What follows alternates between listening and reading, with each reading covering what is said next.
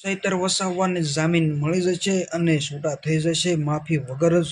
તો જાણો વધારે આ વિડીયોમાં. અને વાત કરીએ ચૈતર વસાવાની ધરપકડ બાદ સેન્ટ્રલ જેલમાં વડોદરામાં ખસેડવામાં આવ્યા હતા.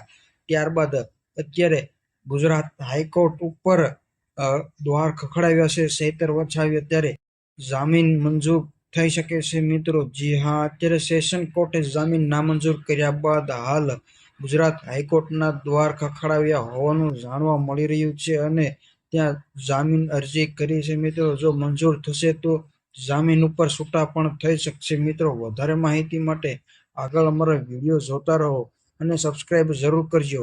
નસવાડી આદિવાસી સમાજના આગેવાનોએ ધારાસભ્ય ચૈતર વસાવાના સમર્થન આવેદનપત્ર આપ્યું છે. તેમાં મોટી ફરિયાદ દાખલ કરનાર સામે પગલાં ભરવાની માંગ કરવામાં આવી છે. એટલે કે સંજય વસાવાએ કેસ હાથ ધર્યો છે અને ત્યારબાદ ધરપકડ કરવામાં આવી છે. સંજય વસાવાએ એમ પણ કહ્યું છે કે જો માફી માંગી લે તો હું છૂટા પણ કરી દઉં અને કેસ પણ પાછો ખેંચી લો મિત્રો. જી હા, 5 જુલાઈના રોજ ડેડિયાપાડામાં એટીવીટીના મીટિંગમાં દરમિયાન એક ઘટના બની હતી. ચૈતર વસાવાએ તાલુકા પંચાયતમાં પ્રમુખને છૂટો ગ્લાસ મારવાનો આરોપ મૂક્યો હતો.